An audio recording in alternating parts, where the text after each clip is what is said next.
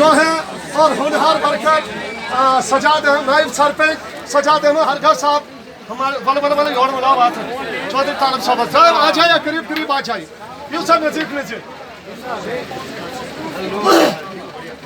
ये काट बजो थोड़ा ये काट आ जाइए नजीक आ जाइए थोड़ा भाई बात रखें आपकी कौन है बात करने वाला थोड़ा हाँ हमारे चौधरी तालब साहब जो है यहाँ आए हुए आप लोगों के सामने और हमारे बीच में हमने इनकी कदर करनी है। थोड़ी मुख्तसर वक्त इनकी बात सुननी है कि जब आसपा का मर्डर हुआ तो इन्होंने अनथक कोशिश की और अनथक मेहनत करने के बाद हम मुबारकबाद देते हैं हिंदुस्तान की उस अदलिया को जिन्होंने आसपा को इंसाफ दिया और उसके बाद तालिब साहब को और हमारी मैडम महबूबा मुफ्ती साहिबा को जिन्होंने इसको क्राइम ब्रांच को सौंपा और उन 6 आदमियों को अदालत ने जो है सजा सुनाई और हम मुबारकबाद पेश करते हैं। उसके बाद हमारे तालिब साहब को जो है अरेस्ट किया गया और ये जेल से बाहर आ गए हैं, आप लोगों के सामने आए हैं और थोड़ा इनकी बात सुनिए, चंद मिनट इनकी बात सुननी है आपको, इससे ज़्यादा हम आपसे टाइम नहीं लेंगे।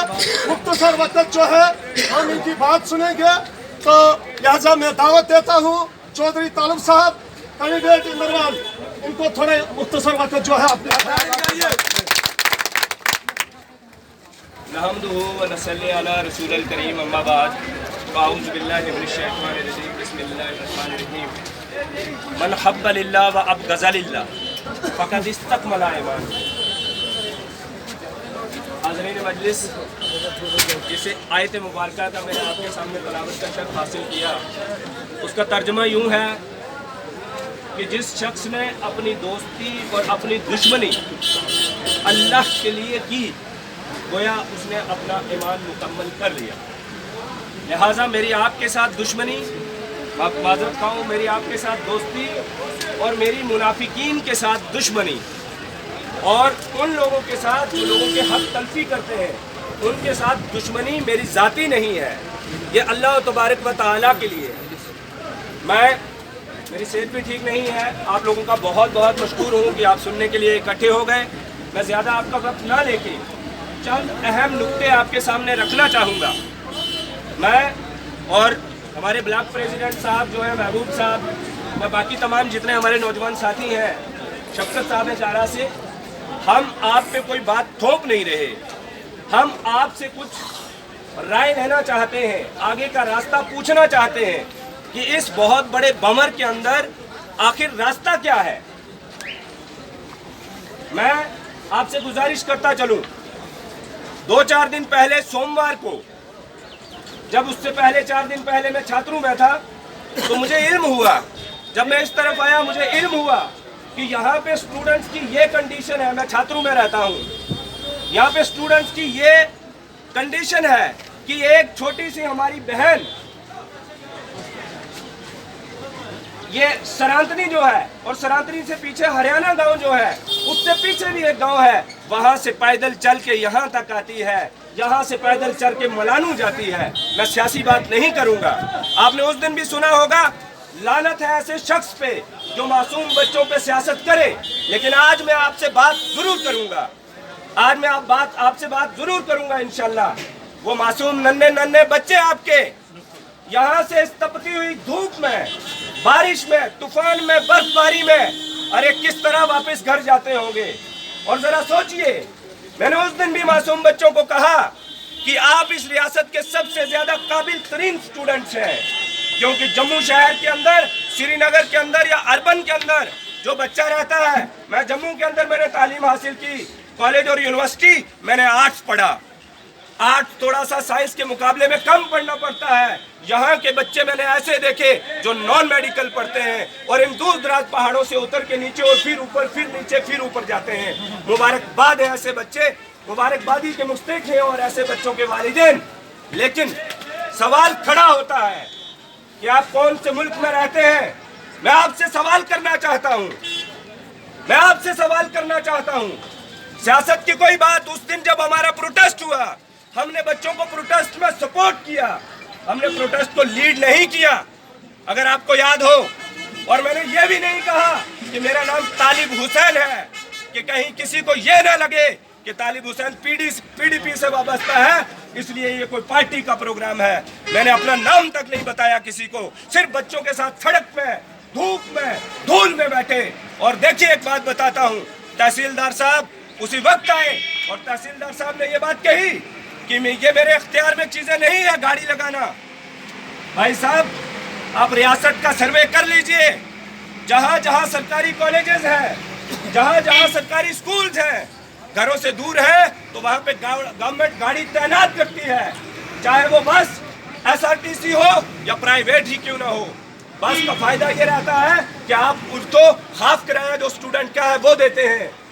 लेकिन यहाँ पे बदकिस्मती ये है कि बच्चे कहते हैं कि जनाब एक गाड़ी एसआरटीसी लगा दीजिए जो 2 नदी को कवर करती हुई बमू से लेकर यहाँ तक और मलानू तक बच्चों को लेके जाए और उसके बाद बच्चों को वापस छोड़ आए। लेकिन यहाँ के सियासतदानों ने किया क्या? तहसीलदार साहब आए और तहसीलदार साहब की मीडिया में स्टेटमेंट चेक करिए आप लोग, मैं आंकड़ों के साथ बात करता हूँ, मीडिया में चेक करिए।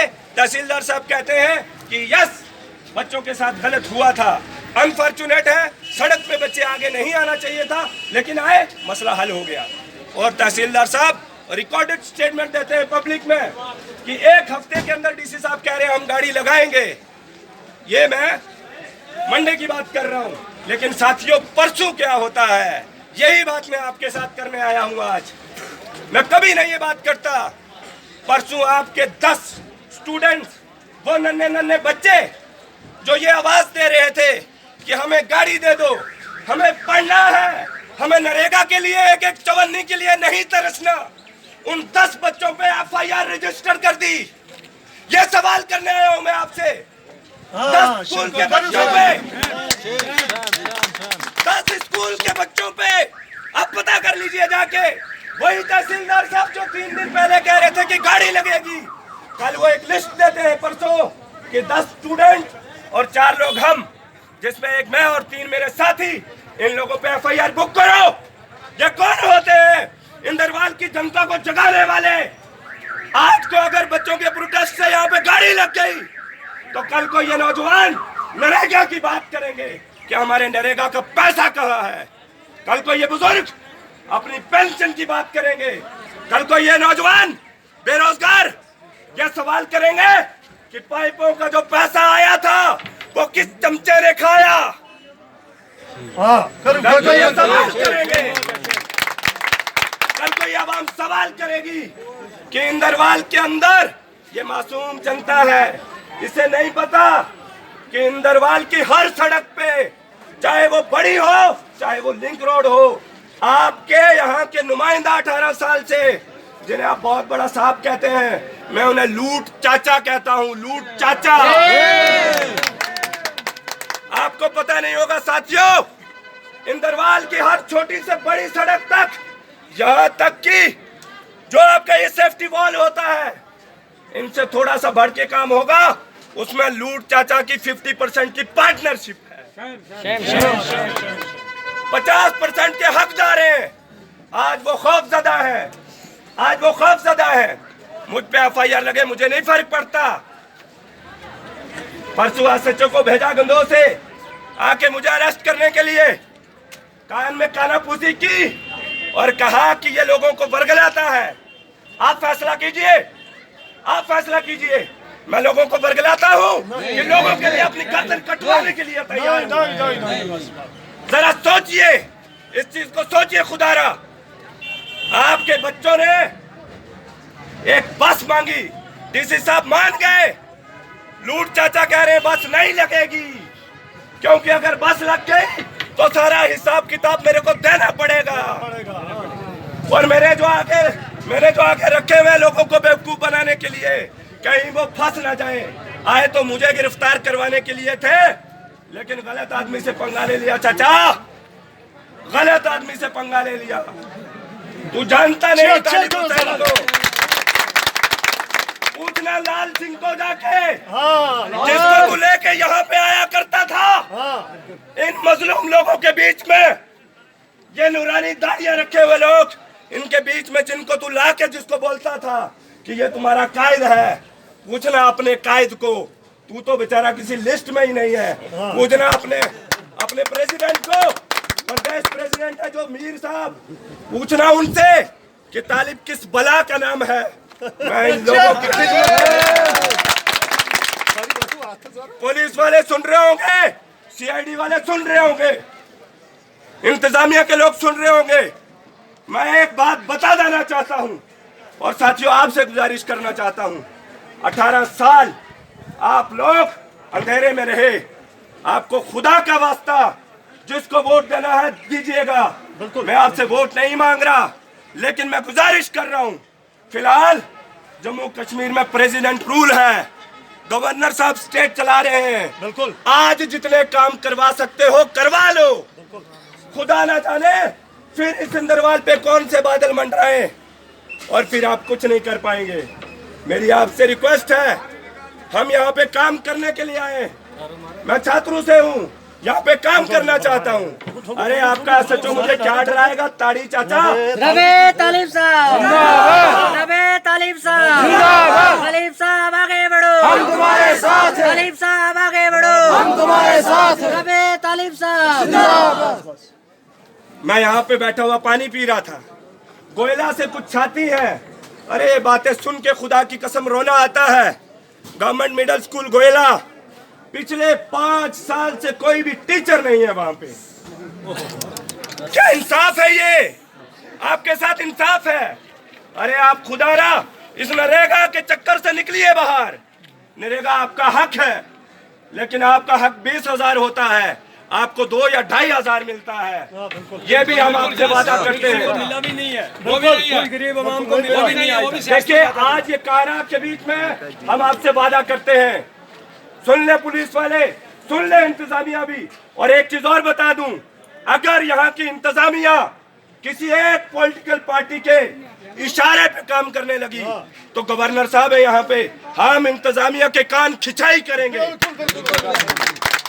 ये कभी मत सोचना, ये कभी मत सोचना कि आप अकेले हैं। आप एक बार आवाज दे के देखिए, अल्लाह के फजल से रात के 12 बजे आपके बच्चों के लिए और आपके लिए खड़े होंगे। देखिए हम नहीं चाहते कि आपके आने वाले बच्चे जो आज 11th-12th में पढ़ते हैं, कल ये भी किसी खड़पन के पीछे खड़े होके हाथ फैलाएं और कहें कि खुदा का वास्ता नरेगा के 10,000 रुपए मेरे को दे दो, IFI शर्ट का दे दो। भीख मांगने की नौबत ला खड़ी की आप पे। अभी इमाम साहब एक बात कर रहे थे, 7,000 मुरब्बा किलोमीटर का मुल्क, इस्लामी सल्तनत और उस पे खलीफा मुस्लिमीन फारूक आजम रज़ियल्लाहु ताला अन्हु। मैं भी एक वाक़ा आपको सुना देता हूँ। जो कोई लोग पार्टियों के यहाँ पे सोच रहे होंगे, मैं आपको बता दूं, अरे मुसलमानों के कायद, कौम के कायद कैसे होते हैं, आपको याद दिलवा दूं कि फारूक आजम एक दिन रात को अपना लिबादा बदल के इलाके को नजर करने गए तो रास्ते में देखा दूर रेगिस्तान में अंधेरे के बीच में आग जल रही थी। जब वहां पे पहुंचे तो एक खातून चूल्हा जलाए हुए हांडी पे कुछ पका रही थी। फारूक आजम पहुंचे, हांडी में नजर मारी तो देखा कि एक बच्चा सो गया, दूसरा बच्चा रो रहा है। फारूक आजम ने देखा कि हांडी, वो खातून जो थी उस बच्चे को दिलासा दे रही थी कि बेटा जरा सबर, पक गया खाना, मैं तुझे खाना देती हूँ, पक गया खाना। लेकिन थोड़ी देर बाद जब फारूक आजम की नजर पड़ती है हांडी में, तो हांडी में खाली पानी था और 2 पत्थर थे। पत्थर इसलिए थे कि पानी उबल के बाहर न गिर जाए। फारूक आजम ने दरियाफ्त किया, ए बहन क्या माजरा है, ये क्या कर रही हो? कहा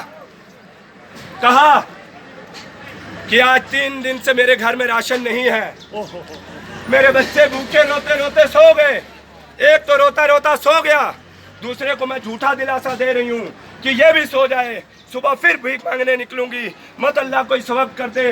फारूक आजम कांप उठे और कहा कि आप एक गुजारिश, मुझे ये बताओ, क्या तुमने अपने खलीफा को नहीं बताया? सुनो मेरे भाइयों सुनो, फारूक आजम ने पूछा कि क्या तुमने अपने खलीफा को नहीं बताया? कहा मैं क्यों खलीफा को बताऊं, मैं खलीफा थोड़ी ना हूं। खलीफा को ड्यूटी दी है मेरे रब ने कि अपनी आवाम का ध्यान रख। और उसी वक्त फारूक आजम कांपने लगे। वो फारूक आजम जिसके लिए आप सल्लल्लाहु अलैहि वसल्लम ने जन्नती का पहले से इशारा दिया, जिनका नाम सुन के शैतान रास्ता बदल जाता था।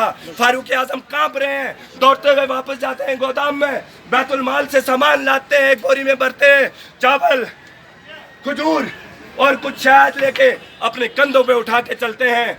असलम नाम का उनका गुलाम है। वो कहता है या अमीरुल मोमिनीन, मुझे उठाने दीजिए। तो अमीरुल मोमिनीन कहते हैं नहीं असलम, जब कल कयामत के रोज मेरा बोझ नहीं उठा पाएगा, आज मेरा बोझ मत उठा, मुझे उठाने दे। जब वहां पहुंचे तो बच्चे की माँ भी सो चुकी, बच्चा भी सो चुका रोता रोता। फारूक आजम जाके जगाते हैं।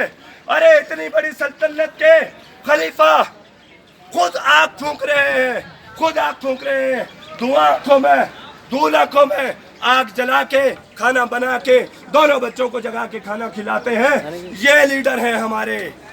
ये लीडर नहीं है कि 10 बच्चों पे FIR कर दो, क्योंकि ये बच्चे क्यों आपको फैसला करना होगा। आपको फैसला करना होगा साथियों। मैं ये फैसला नहीं बोल रहा कि आप वोटें दीजिए, मैं ये कह रहा हूँ इस इंसाफ की जंग में तहसीलदार साहब ने डीसी साहब के कहने पे कहा था सोमवार को गाड़ी यहाँ पे आ जाएगी। सोमवार 3 दिन बाद है। मैं आपसे सवाल करता हूँ, मैं तो हाजिर हूँ, खड़ा हूँ। 9 FIR है मुझ पे और कोई FIR चोरी की नहीं है। सभी की सभी ये है, कहीं मंजूर का कत्ल हुआ, तालिब लड़ रहा था। कभी याकूब का कत्ल हुआ, तालिब लड़ रहा था। कभी आसिफा का कत्ल हुआ, 4 केस तालिब पे लगे। आज ये एसी रूम से उठ के आके आपको बोलते हैं बिजली का किराया कम करो, कम करो। कहां से आप करोगे? खुद लागू किया है। अरे आप करोगे किराया कम? हाँ, वो लागू किया है। किसको बेवकूफ बना रहे हो भाई? लिहाजा मेरी तो आपसे यह गुजारिश है, लेकिन आप पे रही है, होना तो ये चाहिए था। कश्मीर के अवाम को देखो, हिमाचल के अवाम को देखो, आप इन दोनों के बीच में हो। आप पे थोड़ा सा तो असर हो कि जो आदमी आपके नौनिहाल बच्चों पे FIR रजिस्टर करवाता है, अगर आप लोगों में थोड़ा सा भी शऊर हो, वो बंदा आपके इलाके में इंटर कैसे हो जाए। चलो मेरे साथ छात्रों में कोछाल पंचायत में इसी लूट चाचा पे पथरा हुआ भाग गए। जल्ला नाम एक जगह पता कर लीजिए, जल्ला छात्रों में जाने लगा, अपने लीडरों को भेजा। चमचे नहीं कहूंगा मैं, चमचे नहीं कहूंगा गुस्ताखी के लिए, वो गालियां देते हैं, हम नहीं देंगे।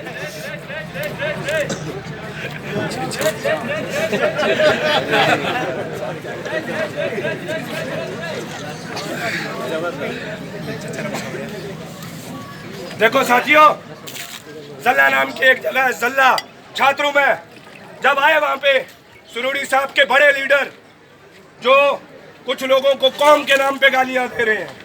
बड़े अफसोस की बात है कि आज आप जब हारने पे आए तो एक कौम को आप निशाना बना रहे हो, उनको गालियां दे रहे हो, लेकिन आपने ये नहीं सोचा 18 साल से मैं किसी की फिजिकल एग्जिस्टेंस से बात नहीं करूंगा, लेकिन जब आपका नेता लूट चचा दाढ़ी भी नहीं रखा था, मूछ लेके चलता था लाल सिंह के पीछे पीछे, तब इस कौम ने आपको खड़ा किया था। बिल्कुल। आज आप खुदारा जब पूरे मुल्क में आपका सफाया हुआ, हमने क्या किया? हमने कुछ नहीं किया। आपकी करतूतें खराब थी। बिल्कुल। आपने मुसलमानों के साथ धोखा किया, आपने दलितों के साथ, सिखों के साथ धोखे किए, इसलिए आप मुल्क से मिट गए। आज आप यहाँ पे भी लोगों को गालियां दे के बांटना चाहते हो। मेरी आपसे ये गुजारिश है, ये लड़ाई हुक्मरान टोले के साथ है और किसी के साथ नहीं है। अरे उस दिन बच्चे तमाम लोगों के थे। मुझे पता है उस प्रोटेस्ट के बाद जिन जिन लोगों के मुझे फोन आए, वो कहने लगे तालिब भाई हम ये सोचते थे कि आप सिर्फ शायद मुसलमानों की बात करते हो, लेकिन आज हमें पता चला आप इंसानों की बात करते हो। इसलिए आपसे मेरी एक ही इल्तिजा है कि जनाब, एक तरफ लूट चचा का पूरा हमला लगा हुआ है कि आपके बच्चों को गाड़ी ना मिले, आपके बच्चों का जो किराया हाफ हुआ है वो दोबारा से हाई हो जाए, और दूसरी तरफ हम खड़े हैं। अभी आपको फैसला करना है कि आप किस तरफ खड़े रहते हैं। और एक चीज और बता दूं, लूट चाचा ने एक काम किया, बहुत कोशिश की, पुलिस को फोर्स किया, प्रेशराइज किया कि FIR लगाओ। तब तक हमने किसी को नहीं कहा था, कोई बात नहीं की थी। लेकिन जब हमें पता चला कि लूट चाचा ने पूरी तैयारी कर ली है छोटे छोटे मासूम बच्चों को गिरफ्तार करने की, फिर हमने भी किसी से बात की। बात उससे की जिसके सामने ये सजदा रेज हो जाते हैं, अल्लाह माफ करे 1000 बार। उसको लात मारने वाले लीडर से बात की, महबूबा मुफ्ती से बात की। छोटे छोटे बच्चों पे जनाब लूट चाचा FIR लगा रहा है। उसी वक्त आईजी साहब से बात हुई और FIR कैंसिल हुई। पता चला आपको ये FIR कहाँ है, बताइए।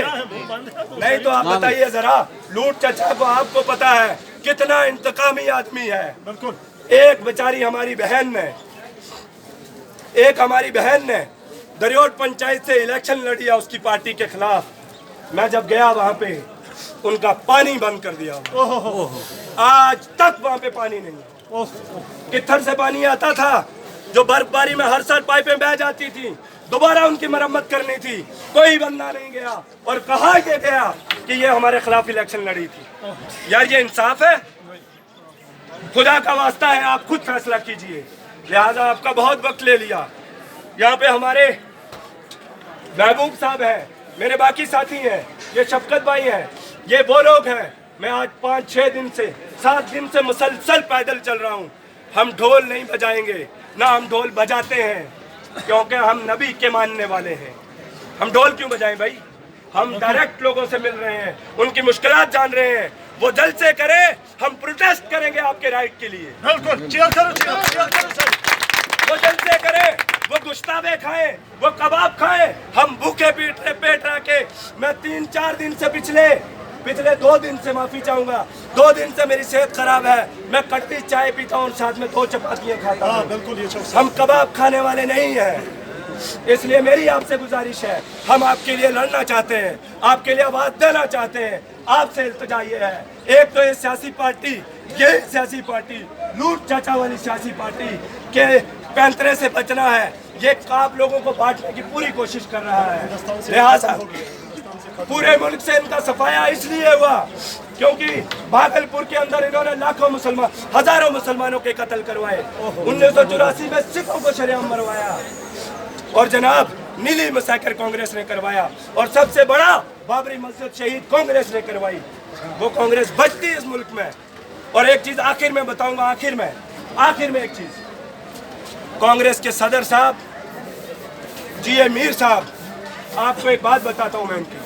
पिछले साल जब हिंदू एकता मंच बना, आप जानते हैं हिंदू एकता मंच क्या था? लाल सिंह ने जो बनाया, हाँ, आसिफा के कातलों को बचाने के लिए जो तंजीम बनी RSS की, हिंदुओं की नहीं थी, वो RSS की थी, BJP की थी। उसके अंदर नोट कर लीजिए, वीडियो में रिकॉर्ड करके ढूंढिए ये बंदे हैं कि तालिब झूठ बोल रहा है। अगर एक भी बात झूठ साबित हुई, खुदा की कसम अगली बार कारा में कदम नहीं रखूंगा। रोमी शर्मा, यूथ प्रेसिडेंट हीरानगर, हिंदू एकता मंच का एक्टिव मेंबर था और तकरीरें करके कह रहा था कि यहाँ मुसलमानों को निकालना है यहाँ से।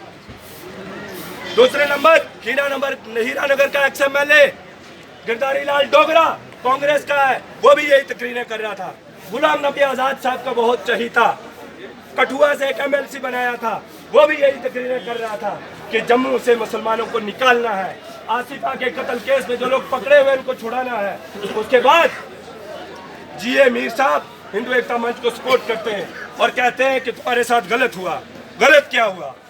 उन लोगों ने आसिफा का कत्ल किया, आसिफा को किडनैप किया, 7 दिन तक मंदिर को बदनाम किया, मंदिर के अंदर रखा हिंदू धर्म को बदनाम किया जालिमों ने। और उसके बाद जब क्राइम ब्रांच ने उनको गिरफ्तार किया तो मीर साहब कहते हैं कि आपके साथ गलत हो गया, ये कांग्रेस के सदर की हालत है।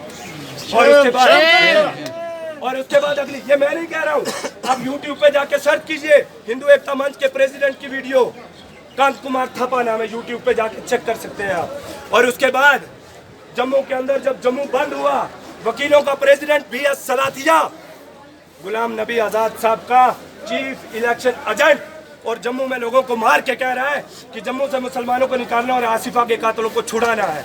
ये कांग्रेस का असली किरदार है। और आखिरी बात, आप सारे लोगों, मुझे याद है मैं बहुत बार यहाँ पे 2 बार नंगे पाँव भी आया था, आप लोगों ने बहुत साथ दिया।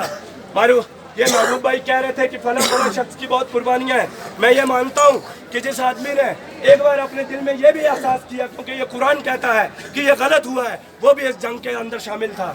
आप तमाम साथियों को मुबारकबाद है आसिफा के केस की, और उस मुबारकबाद की मुस्तक मैडम महबूबा मुफ्ती साहिबा है, क्योंकि वो सीएम ना होती तो आसिया और नीलोफर की तरह ये केस भी सीबीआई को चला गया होता। बिल्कुल ये मीठा हो जब कांग्रेस और एनसी थी, याद रखिए।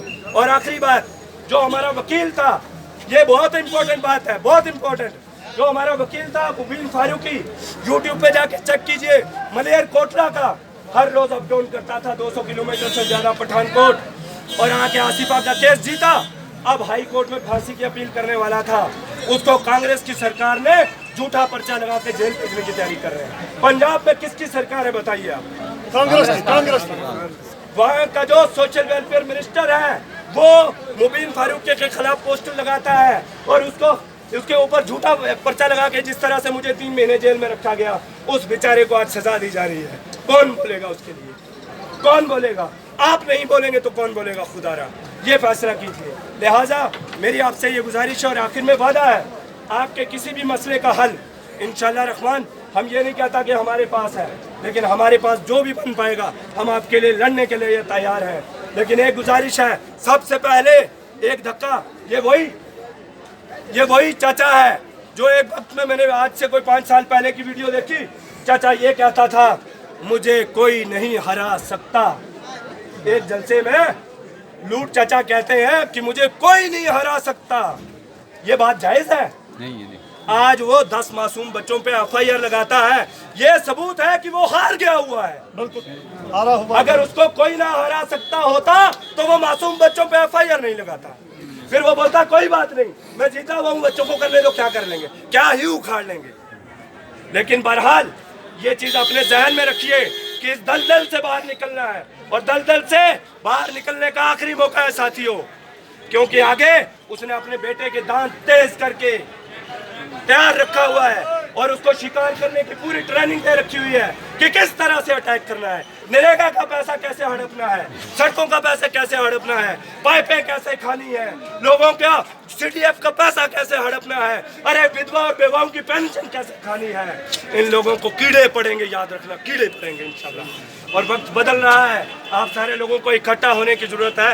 मैंने आपका बहुत वक्त ले लिया, आपसे दुआओं की दरख्वास्त है और गुजारिश ये है कि ये आपके बच्चों का मसला है। हम आखिरी सफ में खड़े होंगे, हम आखिरी सफ में खड़े होंगे, आगे आपको आना पड़ेगा।